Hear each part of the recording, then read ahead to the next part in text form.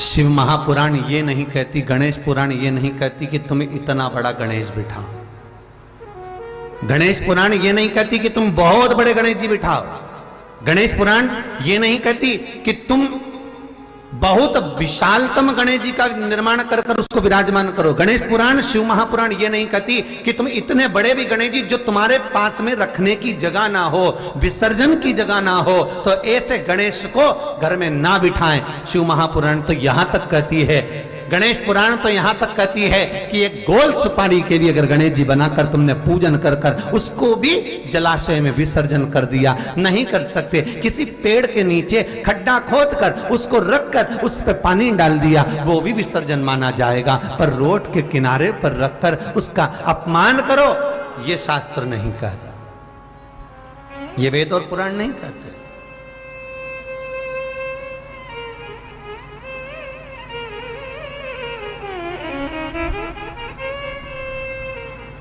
कहीं भगवान गणेश जी को मोटरसाइकिल पर बिठा रहे हो, कहीं भगवान गणेश जी को ऑटो पर बिठा रहे हो। उनकी मूर्ति बनाने वाला मूर्ति बनाता है तो कहीं ऑटो पर बना रहा है, कहीं मोटरसाइकिल पर बना रहा है, कहीं भगवान गणेश जी बुलेट चला रहे हैं। ये भगवान का अपमान है, ये भगवान का अपमान। अरे कितनी विशेष बात, कितनी विशेष बात शिव महापुराण के कौमार खंड में लिख दी श्री वेदव्यास जी ने। शिव महापुराण के कौमार खंड में श्री वेदव्यास जी लिखते हैं, वेदव्यास जी वर्णन करते हैं कि जिसके घर में भगवान गणेश की नृत्य की मूर्ति लगी रहती है, उस घर में जितने भी परिवार के लोग रहते हैं वो कहीं ना कहीं 24 घंटे काम में लगे रहते हैं, पर उनको शांति रत्ती भर की नहीं मिलती है। यहां तक का व्याख्यान शिव महापुराण करती है महाराज।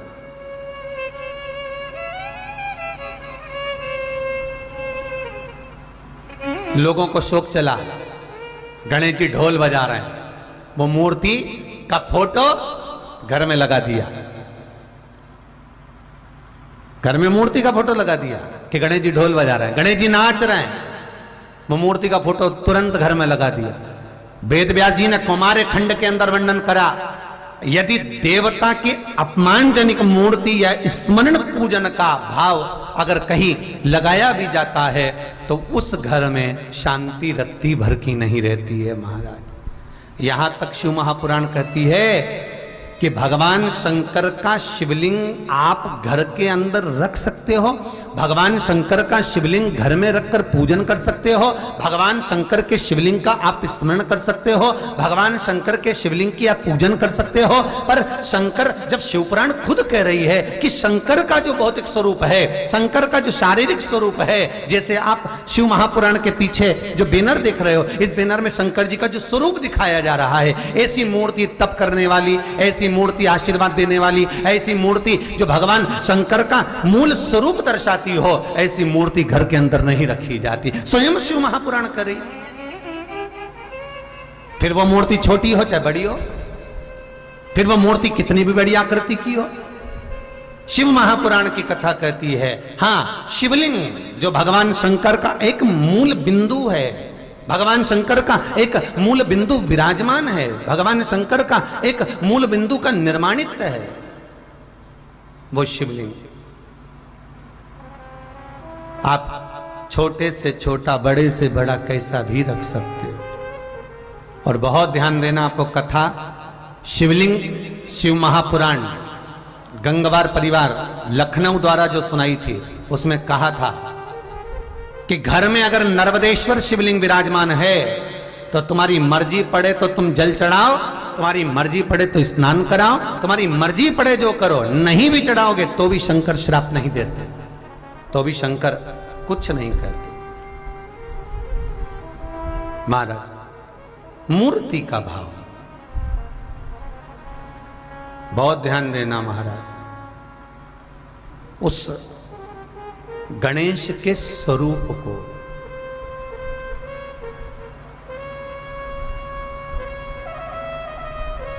कल एक प्रश्न किसी ने व्हाट्सएप पर भेजा,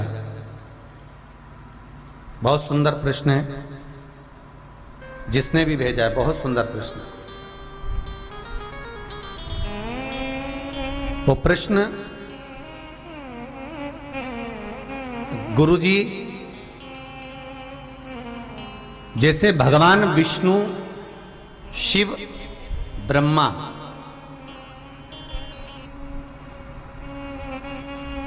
हर युग में, हर तरह से, प्रत्येक युग में वो प्रकट हुए और प्रत्येक युग में उनका स्मरण हुआ। क्या श्री गणेश जी महाराज हर युग में हैं?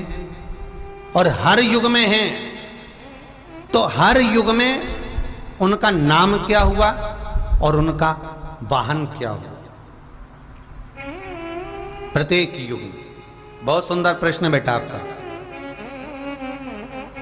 एक सरिता नाम की कोई गुड़िया है वेस्ट बंगाल से, उसका यह प्रश्न है जो बच्चों ने कल बताया व्हाट्सएप पे।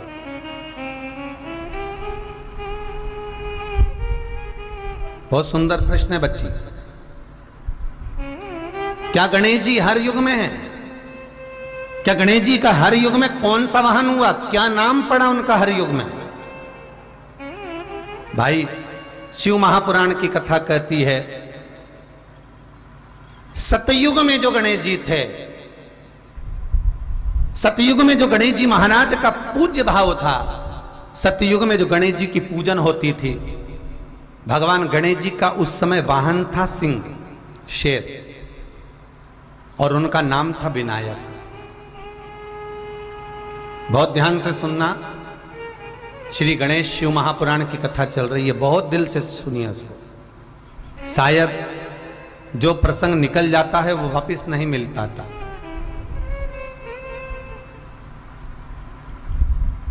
सतयुग में जो गणेश जी महाराज का पूजन किया गया, सतयुग में जो गणेश जी महाराज प्रकट हुए, सतयुग में जो गणेश जी का स्मरण करा गया, उनका वाहन है सिंह। शेर पर श्री गणेश जी महाराज बैठते थे महाराज, और उनका नाम है विनायक। त्रेता में जो गणेश जी महाराज का पूजन हुआ, श्री राम जी महाराज ने त्रेता में आकर जो विनायक का पूजन करा है, श्री गणेश जी महाराज का स्मरण करा है। शंकर के शिवलिंग का पूजन जहां पर भगवान राम करते हैं, उसी के ठीक सम्मुख में अगर आप कभी रामचरितमानस का स्मरण करेंगे, राम दर्शन करेंगे, तो उसी के सम्मुख में श्री विनायक श्री गणेश जी महाराज का त्रेता में जो दर्शन कराया गया, वो महाराज मयूरेश्वर भगवान गणेश जी का नाम पड़ा। क्या नाम पड़ा है? मयूरेश्वर। यहां पर भगवान गणेश जी का वाहन मोर हुआ, मयूर हुआ। इसलिए गणेश जी का एक नाम होता है मयूरेश्वर भगवान गणेश, मयूरेश्वर विनायक भगवान गणेश। तीसरा वर्णन आया द्वापर में। द्वापर में भगवान श्री गणेश जी का नाम गजानंद हुआ और इनका वाहन चूहा हुआ। श्री गणेश जी महाराज का नाम गजानन, द्वापर में उसको गजानन कहा गया। भगवान कृष्ण जब द्वारका में प्रवेश करते हैं, भगवान कृष्ण जब द्वारका में जाते हैं, आप सबने कथा सुनी होगी,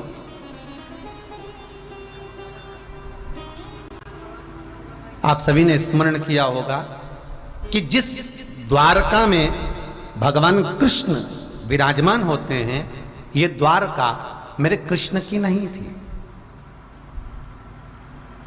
जिस द्वारका में भगवान कृष्ण विराजमान हो रहे हैं, ये द्वारका मेरे कृष्ण की नहीं है,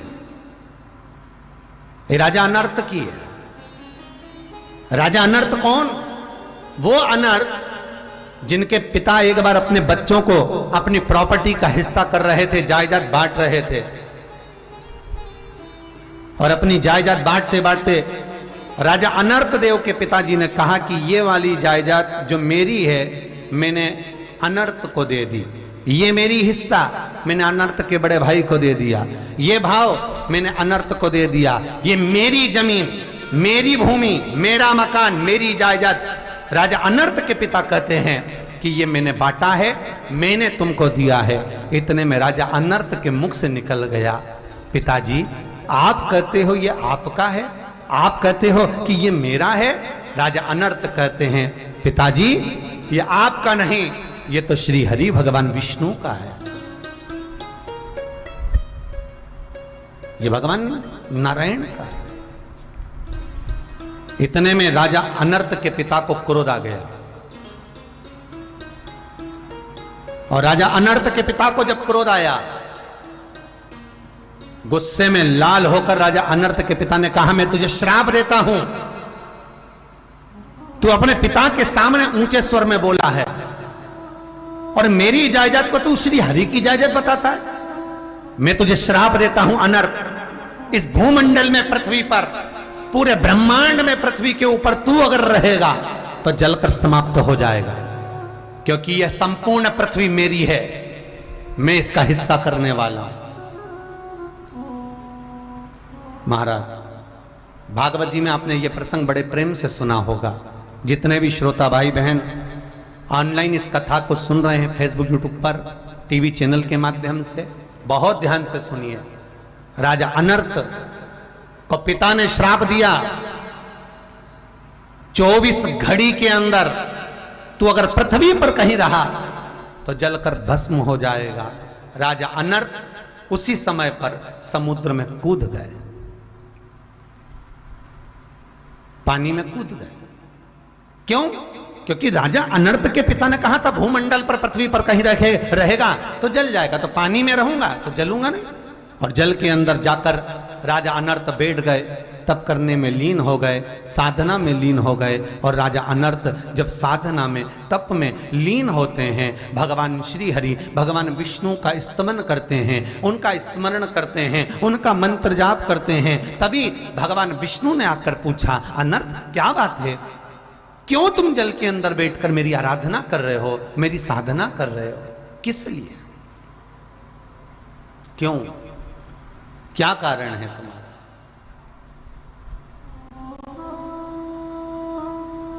किस लिए बैठे हो? राजा नर्त,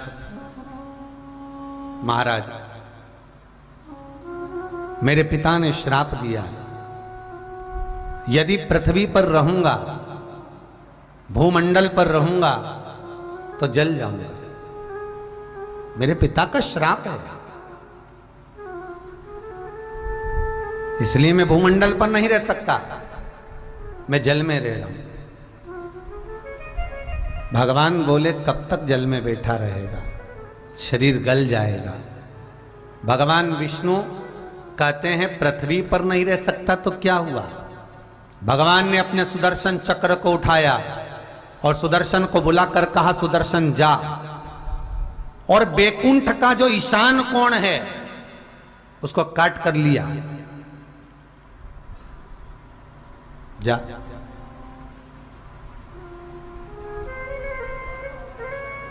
बैकुंठ का जो ईशान कोण उसको काट लिया और गया।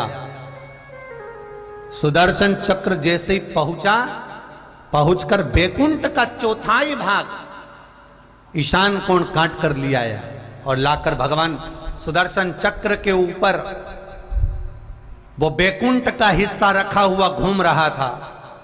भगवान ने तुरंत उसको जल के ऊपर ठहरा दिया। जल के ऊपर ठहराया तो राजा अनर्त से कहा, ये बैकुंठ का हिस्सा है, इसमें तुम प्रवेश करो, तुम इसमें रहो। जैसे ही वो बैकुंठ का हिस्सा समुद्र में रखा, पानी में डूबने लगा। जैसे ही डूब रहा था, भगवान ने अपना सुदर्शन चक्र फिर नीचे से दे दिया और उसको सुदर्शन के ऊपर लाकर ठहरा दिया।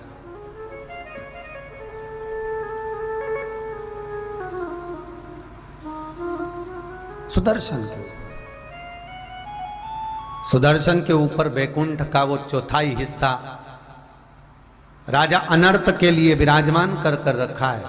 वो घूम रहा है, सुदर्शन चक्र जैसा घूम रहा है, वैसे ही वो हिस्सा घूम रहा है। राजा अनर्त से कहा, तुम इसमें प्रवेश कर जाओ, भूमि पर रहने की जरूरत नहीं, तुम्हें पानी में ही रहना है, जाइए निवास करिए। राजा अनर्त उस घूमते हुए हिस्से का द्वार ढूंढ रहे थे। 25 बार राजा अनर्त ने आवाज लगाया, द्वार कहां, द्वार कहां, द्वार कहां। भगवान से पूछ रहा है, द्वार कहां, द्वार कहां, द्वार कहां। तब द्वार मिला, अंदर प्रवेश करा। द्वार कहां द्वार कहां द्वार कहां कहा तो उसका नाम द्वारका पड़ गया। क्या नाम पड़ा है? द्वारका। राजा अनर्त उसमें रह रहा। अनर्त के बाद में उसके पुत्र रेवत का राज्य आया, जिनकी कन्या का नाम था रेवती। राजा रेवत ने विचार करा कि मेरी बेटी का विवाह करना, पर विवाह तो करूंगा पर वर ऐसा होना चाहिए जो इसके बराबर का गधा युद्ध में प्रबल हो। अब गदा युद्ध में प्रबल हो तो शनि महाराज भी गदा युद्ध में प्रबल थे, यमराज गदा युद्ध में प्रबल थे। सारे के सारे रेवती से विवाह करने के लिए आए और माता रेवती गदा युद्ध में शनि महाराज को, यमराज को मार मार कर भगा देती है। अब रेवत को चिंता लग गई। भगवान शिव के पास रेवत जाते हैं, भोलेनाथ से जाकर निवेदन करते हैं, हे शंकर, हे त्रिकालदर्शी, हे कैलाशी, हे अविनाशी, कृपा करिए, करुणा करिए। आप कृपा करेंगे तो रेवती का मंगल विवाह होगा। शंकर भगवान ने उसी समय रेवत से कहा, रेवत आप ब्रह्मदेव के पास जाओ, क्योंकि ब्रह्मा ने सबकी लेखनी लिखी है। कौन कुंवारा रहेगा, किसका विवाह होगा, कौन कब मरेगा, कौन जिएगा, ये ब्रह्मा ने निश्चित कर रखा है। हमने ब्रह्मा को कार्यभार सौंप रखा। जाओ आप। राजा रेवत ब्रह्मदेव के पास में गए, ब्रह्मा से जाकर निवेदन करा, ब्रह्मदेव मेरी बेटी रेवती का विवाह करना है। रेवती का विवाह? हाँ, तो आप एक काम करो, बलभद्र जी से कर दीजिए, बलराम जी से। ठीक है महाराज। तो रेवती कहां सतयुग की और बलभद्र जन्मेंगे द्वापर में।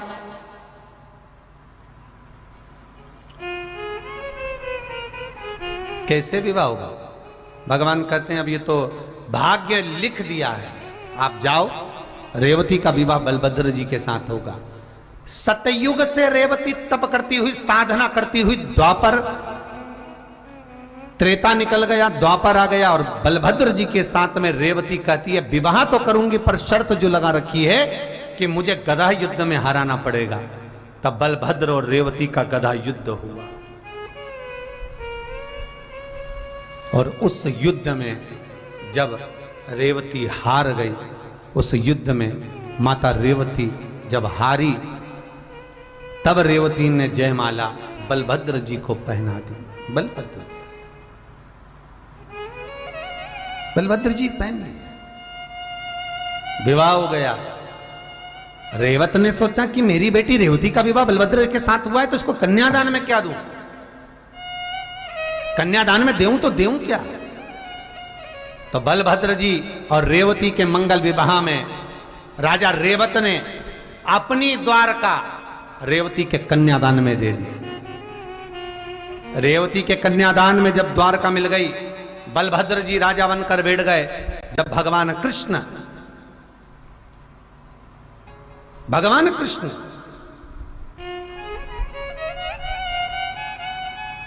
जब रुक्मणी के साथ में विवाह कर रुक्मणी को भगाकर जब द्वारका में लेकर आए तो ब्राह्मणों ने कहा कि यहां रुक्मणी जी का कन्यादान कौन करेगा। अगर बलभद्र जी कह रहे हैं कि रुक्मणी जी की शादी करो कृष्ण के साथ में द्वारका में आकर, तो भगवान कृष्ण भगाकर तो लेकर आ गए, पर विवाह करने के लिए, कन्यादान करने के लिए कौन आएगा। राजा भीष्मक आ नहीं सकता, रुक्मणी जी के भाई आ नहीं सकते, कन्यादान कौन करेगा। तब माता रेवती कहती है कि कृष्ण जी के बड़े भाई बलभद्र के सामने ये रुक्मणी जो छोटे भाई की पत्नी है, ये बेटी के तुल्य होती है। क्यों ना रेवती कहती है कि बलभद्र और हम कन्यादान कर दें, और रेवती और बलभद्र रुक्मणी जी का कन्यादान करते हैं। तो रेवती ने बलभद्र जी से पूछा कन्यादान में क्या देंगे।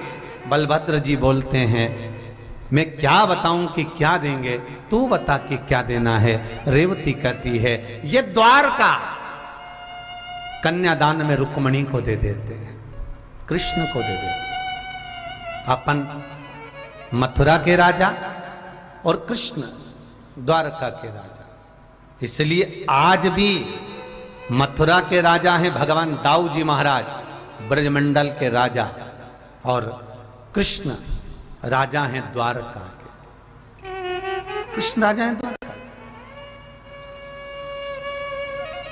यहां शास्त्र कह रहा है, द्वापर में भगवान गणेश जी महाराज विनायक देव, भगवान श्री गणेश चूहे पर बैठते हैं और इनका नाम गजानंद है। गजानंद नाम का स्मरण किया भगवान कृष्ण जब जिस समय पर जरासंध के साथ युद्ध लड़ते हैं और काल्यावन भगवान के पीछे भागता है, मुचकुंद को भगवान अपना ऊपर ना उड़ा देते हैं और भगवान कृष्ण मुचकुंद को ऊपर ना उड़ाए, और तब काल्यावन ने आकर लात मारी। मुचकुंद के नेत्र द्वारा जब काल्यावन जलकर भस्म हुए, तब भगवान कृष्ण जब द्वारका में प्रवेश करे तो सबसे पहले प्रवेश करते समय भगवान कृष्ण ने द्वारका के दरवाजे पर श्री गजानंद महाराज का स्मरण करा। इसलिए आज भी द्वारका के गेट के पास में श्री गणेश जी महाराज का मंदिर है।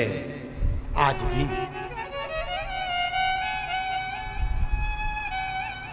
शास्त्र कह रहा है। बहुत सुंदर प्रश्न बहन आपने करा। सतयुग में सिंह वाहन विनायक, त्रेता में मोर वाहन मोर ध्वज, द्वापर में चूहा वाहन गजानन, और जब कलयुग अपने घोर प्रभाव में आएगा, कलयुग जब अपना असर पूर्ण दे देगा, तब श्री गणेश जी महाराज घोड़े पर विराजमान होंगे और उनका ध्रुमकेश नाम पड़ेगा। ये गणेश पुराण में श्री वेदव्यास जी वर्णन कर दिए महाराज, ध्रुमकेश। और उनका वाहन होगा घोड़ा। अभी चूहा है, फिर घोड़ा वाहन होगा। जब घोर कलयुग आएगा, हर जगह पर हाहाकार मच जाएगा, मनुष्य की आकृति छोटी होती चली जाएगी, मनुष्य की आकृति बहुत छोटी होती चली जाएगी, तब भगवान श्री गणेश जी महाराज स्वयं ध्रुमकेश होकर घोड़े पर विराजमान हो जाएंगे। बहुत सुंदर भाव है महाराज।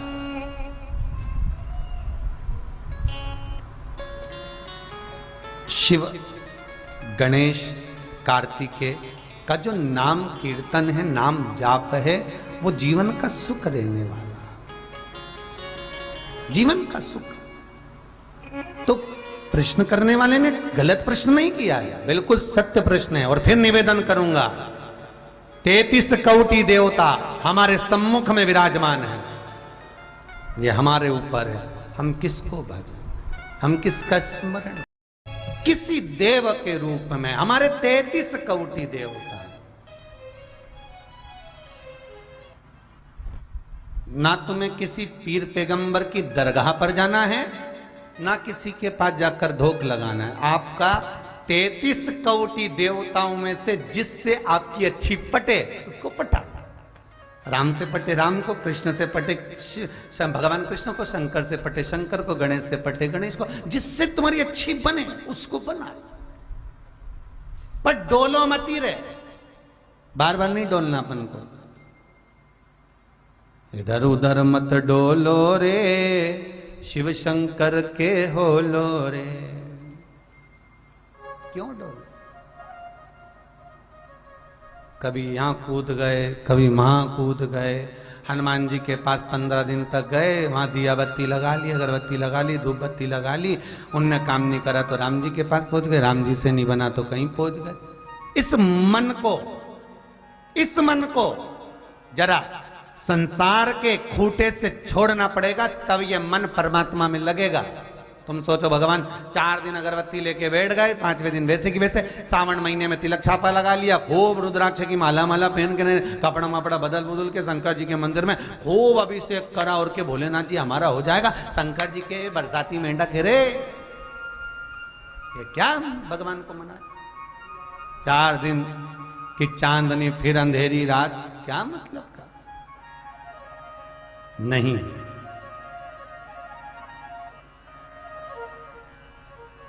भगवान से जो प्रीत लग जाए, भगवान से जो रम जाए।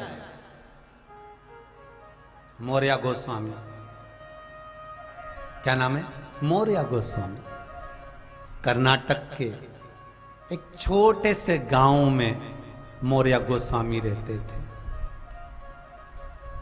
कर्नाटक के छोटे से गांव में। ये दुनिया के लोग बोलते हैं गणपति बप्पा मौर्य, इसका मतलब क्या है? ये मौर्य नाम गणेश जी के आगे क्यों जुड़ा? शिव महापुराण में तो ये कहीं नहीं लिखा कि गणपति बप्पा मौर्य। गणेश पुराण में भी कहीं नहीं लिखा कि गणपति बप्पा मौर्य। क्यों? गणेश पुराण में मयूरध्वज लिखा है, गजानन लिखा है, विनायक लिखा है, श्री गणेश लिखा है। शिव महापुराण में श्री गणेश, विनायक, मयूरध्वज, ध्रुमोत्त, ये नाम सब लिखे हैं। वक्रतुंड, ये सारे लिखे हैं। विघ्नहर्ता। पर गणपति बप्पा मौर्य, ये मौर्य शब्द कहां से आ गया? ये मौर्य संबोधन कहां से आ गया? सुंदर प्रसंग है, बहुत सुंदर। इसी कली काल का, यही मृत्यु लोक का, यही संसार का। देखो संत कैसे होते हैं, उसका व्याख्यान वर्णन कर रहा है। आपको पहले भी कहा, भारत की भूमि पर 4 संत ऐसे हुए जिनके शव नहीं मिले, जिनकी बॉडी नहीं मिली, जिनका अंतिम संस्कार नहीं हुआ, जिनकी समाधि नहीं बनी। पहले नंबर पर थी मीराबाई, दूसरे नंबर पर थे रामकृष्ण परमहंस, तीसरे नंबर पर थे चैतन्य महाप्रभु और चौथे नंबर पर थे संत तुकाराम। जिनकी बॉडी नहीं मिली, जिनका शव नहीं मिला, जिनका अंतिम संस्कार नहीं हुआ, जिनकी कोई समाधि नहीं है, ये 4। मीरा भगवान द्वारका नाथ से कहती है, हे प्रभु, हे कृष्ण गिरधर गोपाला, हे कृष्ण, हे कन्हैया, मेरे परिवार के लोगों ने मुझे धक्के मार कर निकाला है। कृष्ण, मेरे परिवार वालों ने मुझे धक्के मार कर निकाला है, और आज मेरे परिवार के लोग मुझे लेने के लिए फिर आए। मीरा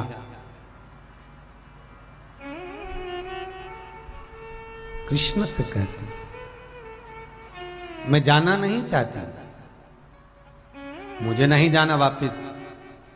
जिस नगर से मुझे धक्के देकर निकाला गया हो, जिस नगर से मुझे भगाया गया हो, वहां नहीं जाना चाहती। भगवान कहते हैं, मीरा तू नहीं जाना चाहती? नहीं, ठीक है मीरा, कल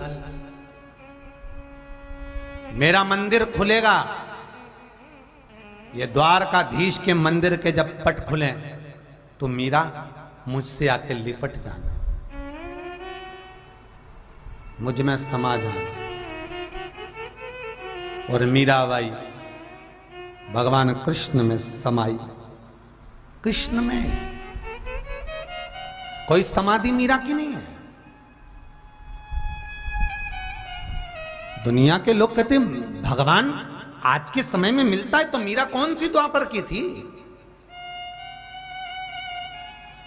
मीरा कौन सी सतयुग की थी? मीराबाई कौन सी त्रेता की थी? ये मीरा कलयुग की तो ही थी। ये रामकृष्ण परमहंस, ये चैतन्य महाप्रभु, ये संत तुकाराम, ये सब अभी के तो संत हैं।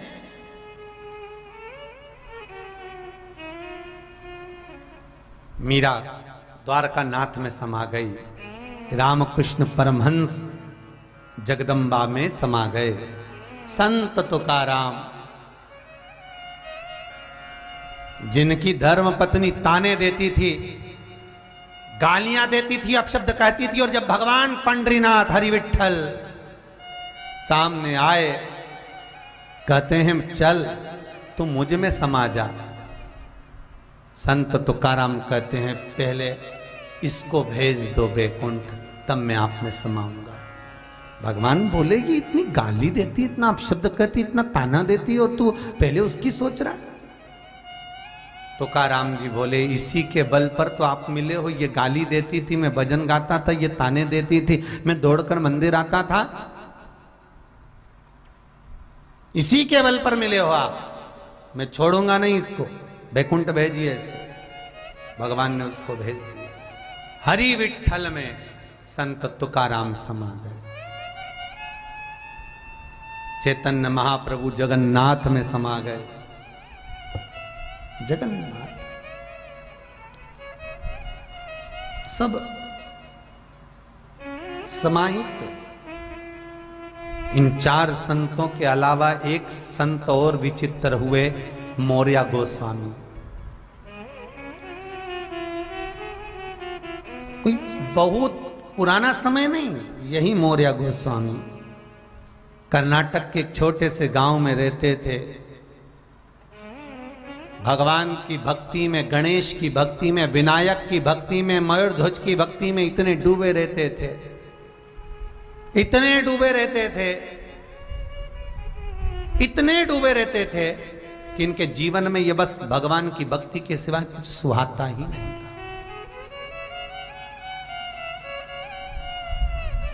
कोई व्यक्ति घर में चूहे को मारकर फेंक देता था तो मौर्य गोस्वामी गणेश जी समझकर उस चूहे का अंतिम संस्कार कर देते थे। मौर्य गोस्वामी। किसी ने सर्प को डंडे से मारकर पटक दिया, मौर्य गोस्वामी उसका अंतिम संस्कार कर देते थे। प्रत्येक जीव में उन्हें विनायक नजर आता था।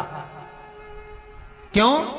मौर्य गोस्वामी से किसी गांव के व्यक्ति ने पूछा तो हर एक में मरे हुए चूहे में, सर्प में ये जीव मर गए इसमें। तो मौर्य गोस्वामी कहते हैं माता पार्वती के शरीर पर जो उपटन लगा था उसमें कहां प्राण था?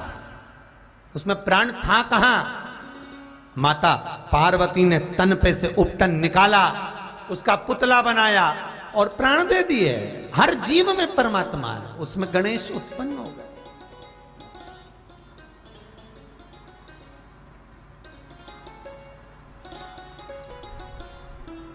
मौर्य गोस्वामी एक बहुत पहले की बात है, लगभग 18 साल पहले, 18 या 19-20 साल पहले कथा 19 साल पहले भोपाल में हुई थी। और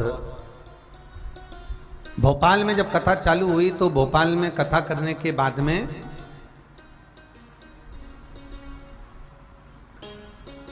भोपाल के लोग इकट्ठे होकर बोले कि हमको बहुत कुछ करना है गुरुजी। उस समय हमारी भी उम्र इतनी नहीं थी, जो बन सका वैसा मन से बोल दिया।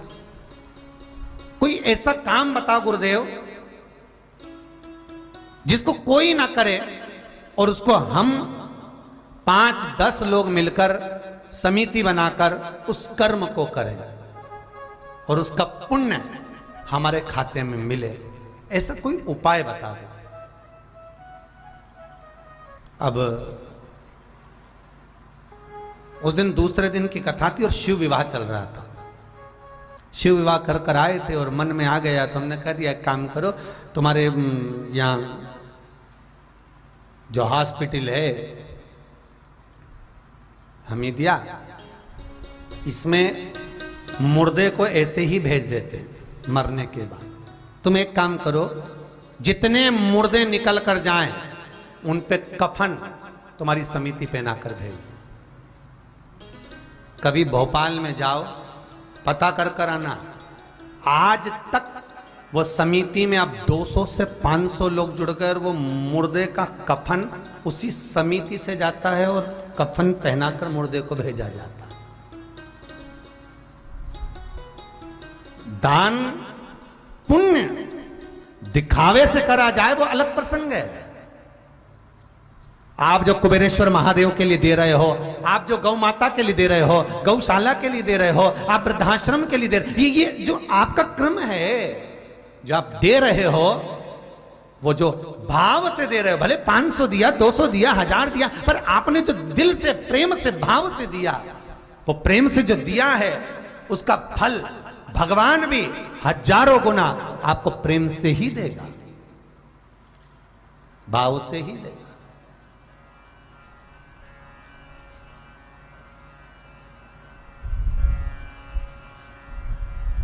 परसों की आपको जो गंगवार परिवार कथा करा रहा था, उसका वर्णन करा था कि एक प्रसंग चल रहा था, देने वाला और लेने वाला, दोनों में प्रसन्नता होना चाहिए। देने वाला जब कुछ दे तो उसके चेहरे पर प्रसन्नता होना चाहिए कि मैंने ये अन्न का दान करा, मैंने ये मुद्रा का दान करा, मैंने ये भूमि का दान करा, मैंने ये वस्त्र का दान करा, उसके चेहरे पर यह प्रसन्नता होना चाहिए। घर में ननंद आई और भाभी एक साड़ी दे रही है और एहसान ऐसा दिखा रही कि मैंने बहुत कुछ दे दिया, तो ननंद का चेहरा भी उतर जाएगा। देने वाले के चेहरे पर अगर प्रसन्नता है तो लेने वाला जो ग्रहण कर रहा है उसका आनंद कुछ दूसरा ही होता है। भाव आपका होना चाहिए।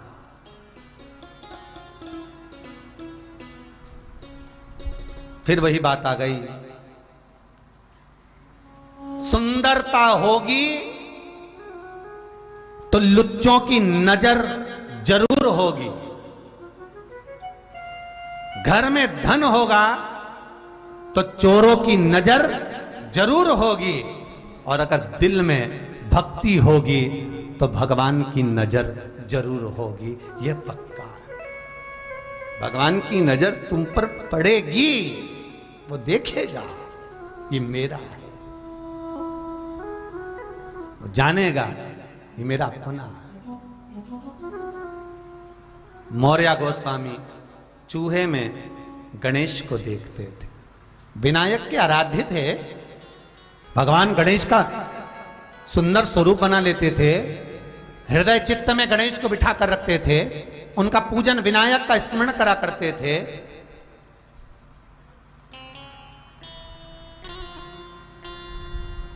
चले कभी पूना महाराष्ट्र में जाना तो पूछना, ये अष्टविनायक जो महाराष्ट्र में विराजमान है, ये अष्टविनायक जो महाराष्ट्र की भूमि पर विराजमान है, इनको किसने विराजमान करा?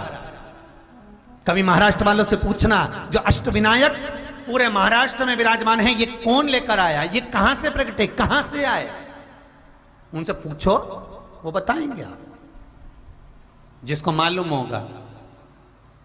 मौर्य गोस्वामी चूहे का भी अंतिम संस्कार कर देते थे। मौर्य गोस्वामी सर्प मर गया उसका भी अंतिम संस्कार कर देते थे। मौर्य गोस्वामी स्नान करते तो मन में भाव रखते कि मैं विनायक का स्नान करा रहा हूँ। मौर्य गोस्वामी भोजन करें तो ये मन में भाव रखते कि मैं भगवान गणेश को जिमा रहा हूँ। मौर्य गोस्वामी वस्त्र पहनते तो ये मन में भाव आता कि मैं गणेश को ही वस्त्र पहना रहा हूँ। तुझ में राम मुझ में राम सब में राम समाया है, जित देखो उत राम की ही माया है। सब में राम है, सब में। ये मौर्य गोस्वामी का भाव है।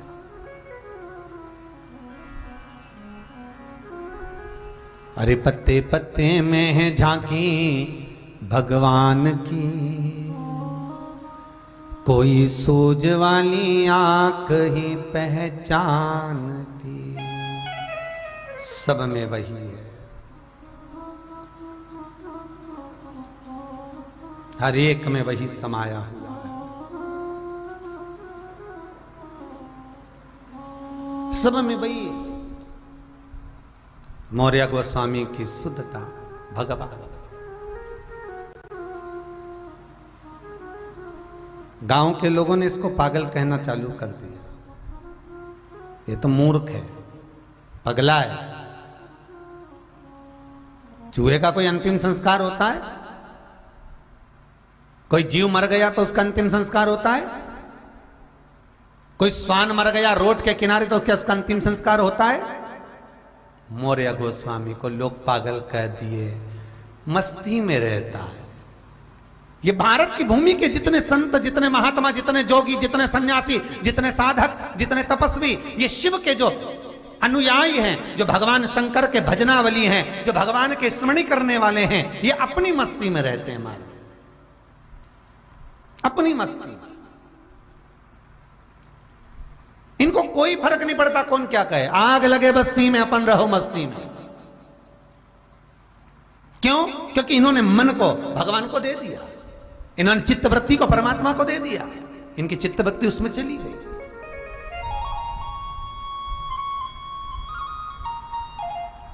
अरे मथुरा के विश्राम घाट पे नाव 4 पंडाओं ने लगवाई किनारे, खूब भांग घोट के नाव के अंदर बैठ गए। नाव वाले से कहा तू नीचे उतर। नाव वाला बोला क्यों? हमें वृंदावन जाना है, हम चारों नाव चला के वृंदावन जाएंगे, तू नीचे उतर। नाव वाले को उतार दिया, नाव ले गए। सवेरे 9 बजे से नाव को खे रहे, भांग पी के बैठे थे, नाव खेते खेते शाम की 5 बज गई। घाट वाले से पूछा क्यों रे, ये कौन सा घाट है? घाट वाला बोला ये मथुरा का विश्राम घाट है। नाव में बैठे पंडा आपस में बात करने लगे, सवेरे 9 बजे के विश्राम घाट से चले थे, अभी भी विश्राम घाट पर हैं। क्यों? तो घाट पर खड़े हुए व्यक्ति से पूछा हमारी नाव आगे क्यों नहीं बढ़ी? तो नाव वाला बोला नाव तो कब की बढ़ जाती, पर तुमने खूंटे से इसको छोड़ा नहीं है। नाव खे तो रहे हो पर खूंटे से नहीं छोड़ी गई है। बस यही हमारा जीवन है, यही हमारा मनुष्य तत्व है कि हम इस मन को परमात्मा को देना चाहते हैं, हम इस मन को भगवान को देना चाहते हैं, हम इस मन को परमात्मा तक पहुंचाना चाहते हैं, पर इसको खूंटे से छोड़ते नहीं है। परिवार, नाते, रिश्ते, कुटुंब, कबीला, ये सारे जो खूंटे बंधे हुए हैं इससे छूटती नहीं है।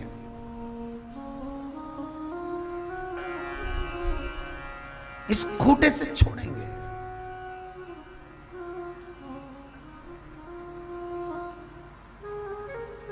ये मन बड़ा चंचल है, कैसे तेरा भजन करूं, जितना इसे समझ। लोग पागल कहते हैं, ताने देते हैं, देने दो, पागल कहें, कहने दो। ज्यादा समझदार बनकर नहीं रहना। समझदार बनकर रहोगे तो सबकी सुन के चलना पड़ेगी, पागल बनकर रहोगे तो अपनी ही समझना पड़ेगी।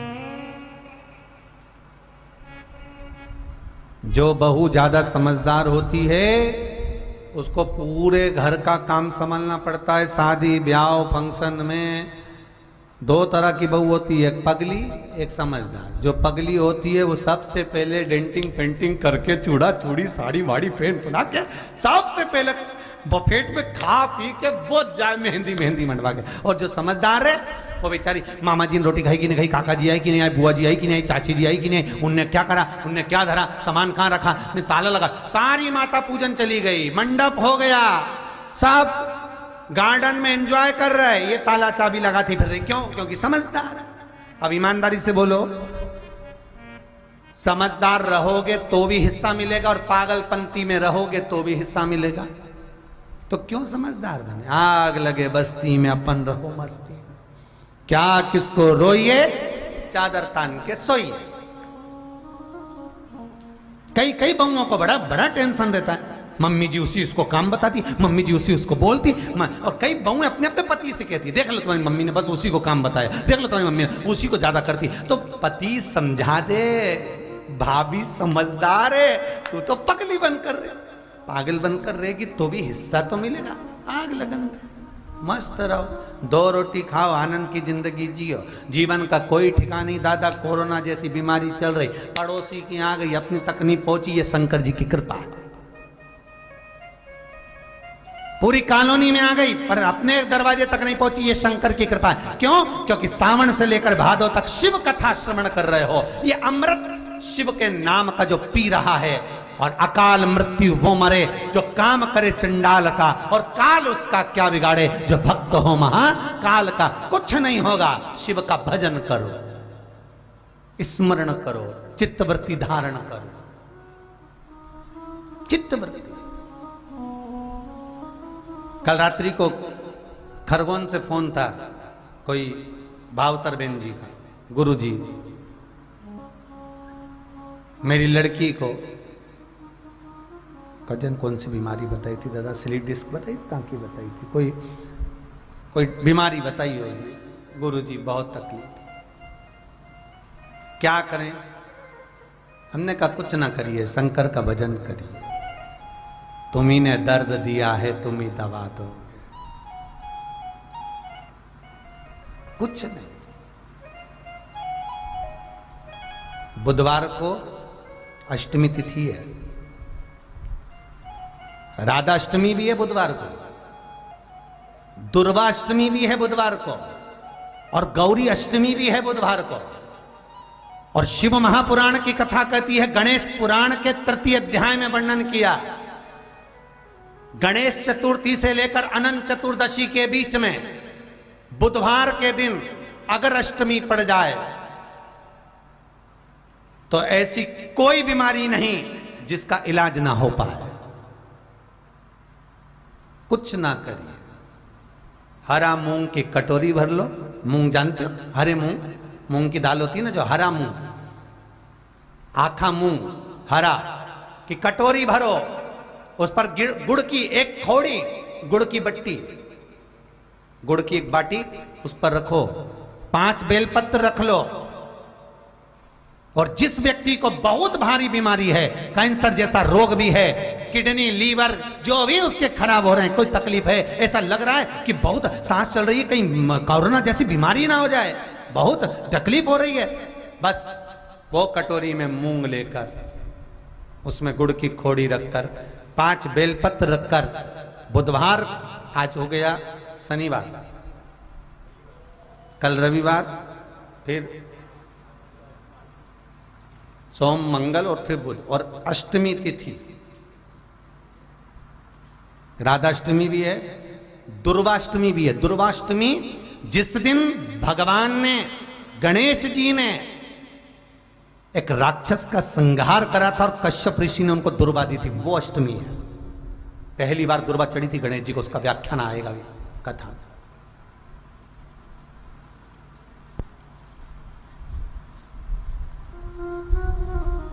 मूंग कटोरी में भरकर, गुड़ की खोड़ी रखकर, गुड़ की भट्टी, 5 बेलपत्र, जिसको बहुत बीमारी हो, दमा, श्वास, किडनी आदि का आदि बहुत बीमारी हो, 21 बार शरीर पर से उतार कर महाराज सीधे हाथ में रखकर नाम गोत्र खुद का बोलकर और भगवान से, गणेश जी से विनती कर कर अष्टमी तिथि के दिन, बुधवार के दिन जो भी आ रही है, बहुत समय के बाद पड़ रही है, उस दिन उस कटोरी नहीं लेना, पुरानी कटोरी नहीं लेना, कोई कटोरी घर में नहीं हो, नई कटोरी, और उसको गणेश जी के मंदिर में पहुंचा दीजिए। गणेश जी के मंदिर में पहुंचाएं, गणेश जी के मंदिर में पंडित जी भी बैठे रहें, हाथ में मत देना उस कटोरी को, भले दरवाजे पर, चौखट पर, गणेश जी के राइट हैंड की ओर, आपका उल्टा हाथ होगा, गणेश जी का सीधा हाथ होगा, तो गणेश जी का जो राइट हैंड हो, दर्शन करते समय सीधा हाथ इधर आएगा, उस हाथ के वहीं पर, अर्थात जमीन पे ही रख देना, पर रखना भूमि पर ही।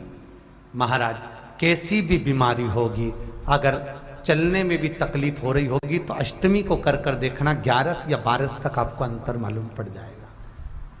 ये अष्टमी कोई साधारण नहीं आ रही, बुधवार को भगवान के पूर्ण सुख देने वाले, आनंद देने, ये दुर्वाष्टमी है। जिसको पेट की तकलीफ रहती है, श्वास की तकलीफ रहती है, उसके लिए दुर्वा का भी व्याख्यान इसमें किया गया है। शास्त्र कहता है एक अगलासुर नाम का, अनलासुर नाम का एक राक्षस हुआ। गणेश पुराण, शिव महापुराण, शिव महापुराण का कुमार खंड, गणेश पुराण का चतुर्थ भाग। अनलासुर एक राक्षस हुआ। इस अनलासुर को अगर कोई मार सकता है इस अनिलासुर को कोई समाप्त कर सकता है तो केवल जो पार्थिवता का निर्मित हो वही इसको समाप्त कर सकता, अर्थात जिसको पुतला बनाकर या उसको प्रकट कर कर पत्थर का बनाकर उसमें प्राण दिया गया हो, यही इसको संहार कर सकता। देखो हमारे भारत की भूमि की सभ्यता को, देखिए हमारे भारत की भूमि की संस्कृति को। यहां शास्त्र करे, गणेश पुराण करिए, शिव महापुराण करिए। मैं सोमवंशी जी आपको धन्यवाद दूंगा, हरदोई वालों को, जो इतनी पावन 5 दिवसीय शिव महापुराण की कथा ऑनलाइन कराकर लाखों लोगों को इस शिव पुराण को सुनाकर आप ना जाने कितने लोगों का कल्याण कर रहे हैं। हरदोई में कथा कराते 50, 100, 1000, 2000 सुनते हैं, लाखों लोग सुन रहे हैं, लाखों। और सबसे बड़ी प्रसन्नता की बात तो यह है कि ऑनलाइन मोबाइल पर भी, फेसबुक यूट्यूब पर भी इतने लोग कथा श्रवण कर रहे हैं, इतने श्रवण कर रहे हैं कि कई लोगों को तो आश्चर्य पड़ा हुआ है कि इतनी कथा लोग क्रम से कैसे सुन रहे हैं। कि आप लोगों का कथा के प्रति प्रेम है, भगवान शिव के प्रति आपका आनंद है। हिंदू धर्म हमारा शास्त्र देखिए कि इस अनलासुर को वही मार सकता है जो किसी चीज से उत्पन्न हुआ, उसमें प्राण आ गए हों, उसमें प्रतिष्ठा आ गई। हमारे भारत के संत, भारत के साधुजन, भारत के विद्वान जन, इस भारत भूमि के विद्वत ज्योतिषाचार्य, इस भारत की भूमि के विद्वान ब्राह्मण, वेद पाठी, शास्त्र मर्मज्ञ कितना सुंदर भाव कहते हैं कि मंदिर में जो मूर्ति रखी जाती है उसको प्राण दिए जाते हैं, प्राण प्रतिष्ठा कहलाती है। क्यों प्राण देते हैं? कि उस मूर्ति का अगर कोई दर्शन करे, उस मूर्ति का कोई स्मरण करे, उस मूर्ति का कोई भाव व्यक्त करे तो उसका कल्याण हो जाए। मंदिर के अंदर जब वो चरण रखे और उस मूर्ति का दीदार करे, दर्शन करे तो उसका कल्याण हो जाए, उसका आनंद हो जाए। आपको पहले भी कथा में कहा, यह कुबेरेश्वर महादेव का मंदिर बन रहा है, हम भी चले जाएंगे, एक दिन आप भी चले जाएंगे। मंदिर तो वहीं रह जाएगा, पत्थर तो वहीं रह जाएगा, मंदिर की मूर्ति वहीं रह जाएगी, मंदिर में जो प्राण प्रतिष्ठा होगी शंकर जी वहीं रह जाएंगे, उस मंदिर का निर्माण एक बार हो गया, वो भूमि वहीं रह जाएगी, वहीं की वहीं। आपने अपने घर में बंगला बनाया, बंगले के हिस्से हो जाएंगे, बच्चे ले लेंगे, बेटियां ले लेंगी, बेटे ले लेंगे। पर जो मंदिर में आपने 500 रुपए लगाए, 1000 रुपए लगाए, कुबेरेश्वर महादेव के मंदिर में आपने 1000, 2000, 10,000, 20,000 जो रुपए आपने मंदिर में निर्माण में लगा दिए, वो मंदिर अजर और अमर हो गया। हम भी चले गए, तुम भी चले गए, पर एक लोटा पानी अगर कोई शंकर पर चढ़ाएगा, एक लोटा पानी अगर शिव को कोई समर्पित करेगा, तो उस जल चढ़ाए हुए एक लोटा पानी का एक अंश जो तुमने 1000, 2000 रुपए लगाकर मंदिर का निर्माण करवाया है, उसका अंश तुम्हारे खाते में जरूर पहुंचेगा। यह पक्का है महाराज, ये पक्का। और शिव को दिया घटता नहीं, घटता नहीं। मेरे भारत भूमि के जो संत ब्राह्मण हैं, उन्होंने मूर्ति को रखकर, पत्थर को रखकर, देवता को रखकर उसमें प्रतिष्ठा कर दी। प्रतिष्ठा करने का मतलब ही है ये कि उसमें भगवान के प्राण आ गए। कोई दर्शन करने आए तो उसको पुण्य मिले, कोई दर्शन करने आए, कोई फल चढ़ाने, फूल चढ़ाने, दूध चढ़ाने, बेलपत्र चढ़ाने, समीपत्र चढ़ाने आए तो उसका फल उसको मिले, उसका फल प्राप्त हो। प्रतिष्ठा। अनलासुर को वही मार सकता है जो एक किसी रूप में उसमें प्राण दिएगा। बोलो हर हर महादेव, जिसमें प्राण है। अब अनलासुर शंकर के उपासक थे। ये जितने भी राक्षस हो, देवता हो, मनुष्य हो, गण हो, ये सब शिव की आराधना करते हैं, शंकर के उपासक। और अनलासुर शंकर की केवल एक ही चीज से आराधना करता था, क्योंकि असुर प्रवृत्ति का था। कहीं जाता वहां से मधु तोड़ कर लिया आता। मधु मतलब शहद, वहां से मधु तोड़ कर लिया था, शहद लाता और शंकर भगवान के ऊपर उस मधु को निचोड़ता, शहद को निचोड़ता।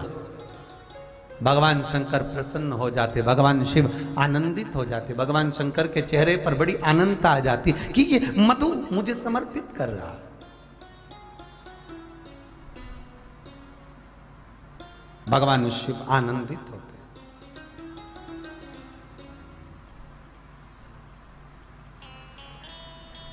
शंकर भगवान प्रकट हुए। अनला, ए अनला, अनलासुर बोले प्रभु भोलेनाथ विश्वनाथ आज आप आयो? हाँ अनला, मांग तुझे क्या चाहिए? अनलासुर कहते हैं भोलेनाथ मैं आपकी आराधना करता हूं पर देवता मुझे मारना चाहते हैं, मुझे मारना चाहते हैं। देखो जगत चाहे कितना भी बुरा चाहे, जगत कितना भी बुरा चाहे, आप अपने मन से अपनी चित्तवृत्ति से अपने धैर्य से अच्छा करते चलो, अच्छा करो। जगत चाहे कितना भी बुरा चाहे, अच्छाई करने में पीछे मत हटना। एक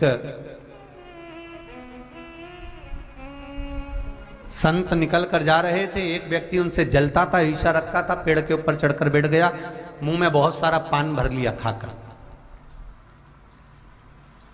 पान भरा, संत निकल कर जा रहे थे, गंगा नहाकर इसने थूक दिया संत पर।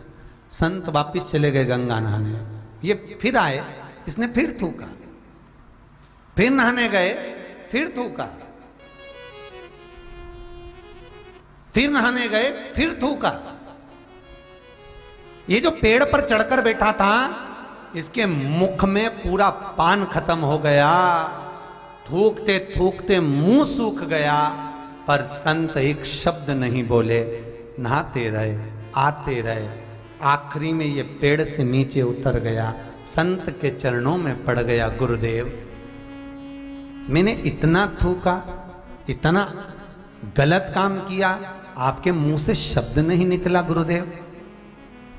आप नहाने चले गए, मैं क्षमा मांगता हूं। गुरुजी बोले रुक, मुझे तुझे प्रणाम करना है। गुरुजी ने साष्टांग दंडवत उस व्यक्ति के सामने कर लिया। साष्टांग दंडवत गुरुदेव कर रहे हैं, जो थूक रहा था उसके सामने। उसने कहा गुरुदेव मैंने तो आप पर थूका है, मैंने आप पर इतनी बार पीक से थूक दिया, पान थूका, इतना गलत काम मैंने किया और आप मुझे प्रणाम कर रहे हो। गुरुजी बोले भाई देख, रोज गंगा नहाता था, एक डुबकी लगाकर चला जाता था, पर आज तेरी कृपा ऐसी हो गई, आज गंगा की 108 डुबकी लग गई। ये तेरी ही तो कृपा है, तेरी कृपा बिना कुछ नहीं, तेरी दया बिना कुछ नहीं।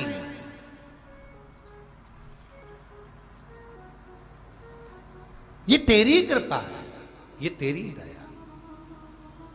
महाराज हमारे सीहोर की अग्रवाल महिला मंडल कथा कराती है, हर साल कराती है। इनकी कथा भागवत जी की 7 दिन की होती है, पर 7 दिन पहले से भगवत चर्चा चालू हो जाती है हमारी महिला मंडल की। भागवत जी इनकी चित्तवृत्ति में, भागवत इनके हृदय में, भागवत इनकी पूरी महिला मंडल में कहीं ना कहीं समाहित हो जाती है। कैसे होगी, कैसे करेंगे, क्या करेंगे, भागवत भागवत, सोए तो भागवत दिखे, खाए तो भागवत दिखे, नहाए तो भागवत दिखे। अब भागवत में इतनी रम जाए कि वो 7 दिन भागवत चर्चा करते करते जब वो भागवत का दिन आता है, तब भागवत बचना प्रारंभ हो जाए और विराम हो जाए, तब जाकर भागवत मां रानी की जय हो पाए। चित्तवृत्ति में भगवान से।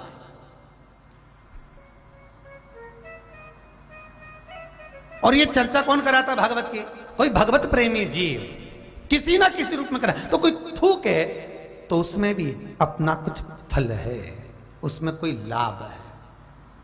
संत ने चरण पकड़ लिए, तेरे बल पर आज मुझे 108 बार गंगा की डुबकी लगाने का मौका मिल गया। 108 किसी के माध्यम से मिल गया। आप आए नहीं और सुबह हो गई, मेरी पूजा की थाली धरी की धरी रह गई। ये चित्तवृत्ति में जब भगवान समाहित हो जाएगा, अनलासुर कहता है भोलेनाथ मुझे देवता मारना चाहते हैं क्योंकि मैं असुर प्रवृत्ति का हूं, मैं राक्षस प्रवृत्ति का हूं, पर मैं आपका उपासक हूं, मैं आपकी आराधना करता हूं, क्या चाहता है मांग अनला। अनलासुर कहता है मैं किसी के द्वारा मरूं ना, मेरे शरीर पर किसी का अस्त्र शस्त्र प्रयोग ना हो, इस शरीर पर ना सुदर्शन लगे, इस शरीर पर कोई बाण लगे, ना कोई शरीर पर घाव हो, मेरा शरीर खंडित ना हो। अगर मरूं तो जैसा हूं वैसा की वैसा ही जाऊं तो बात है, खंडित होकर नहीं जाना। शिवजी ने पूछा क्यों? तो खंडित क्यों नहीं होना चाहता? बहुत सुंदर प्रसंग है महाराज अनलासुर का, श्री गणेश पुराण और शिव महापुराण में, बहुत प्रेम से सुनिए आप लोग, शायद जीवन में पहली बार सुनने को मिले आपको कि गणेश जी को दुर्वा क्यों चढ़ती है। बहुत प्रेम से सुनिए। अनला, ए अनलासुर, तेरा शरीर अगर कोई भगवान विष्णु सुदर्शन से काटे, भगवान नारायण बाणों से मारे, कोई गदा से मारे, कोई चक्र से मारे, तो तू उससे नहीं मैं खंडित होकर नहीं जाना चाहता। तो फिर अनला कहता है ऐसी कृपा कर दो, क्योंकि मेरे भोलेनाथ को जो भी चढ़ाया मैंने वो खंडित नहीं चढ़ाया। फिर निवेदन करूंगा, शंकर को एक बेलपत्र भी अगर हम समर्पित कर रहे हैं तो वो आखी हो, एक चावल का दाना भी हम शिव को दे रहे हैं तो वो आखा हो, एक पुष्प भी अगर हम भगवान शंकर को दे रहे हैं तो वो आखा होना चाहिए, श्रीफल भी दे रहे हैं तो आखा होना चाहिए। इसलिए शंकर जी के मंदिर में नारियल नहीं फूटता, आखा।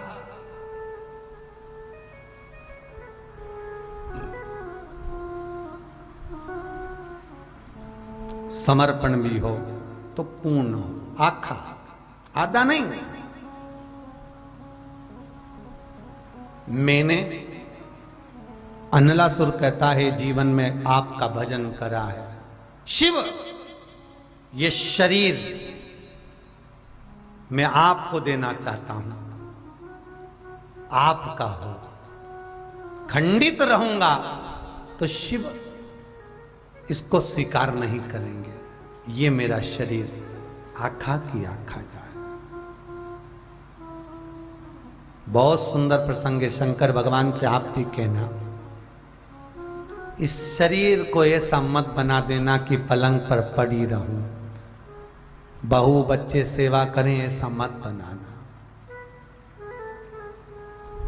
इस शरीर को दौड़ दौड़ कर आपके मंदिर आती रहूं, आपकी आराधना करती रहूं, आपकी पूजन करती रहूं, आपकी अर्चना करती रहूं, और ये शरीर आप में ही लीन हो जाए, ऐसी कृपा करना।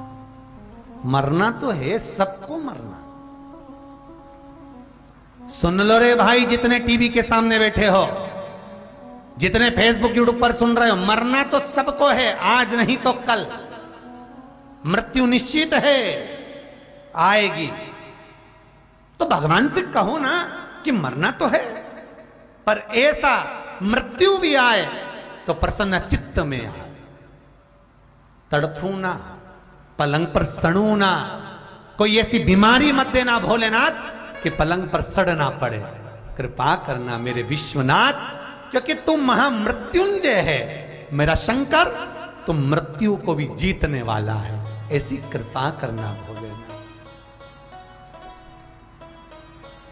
ऐसी। ये शरीर कहीं तड़फे ना। अनलासुर कह रहा है ये खंडित ना हो।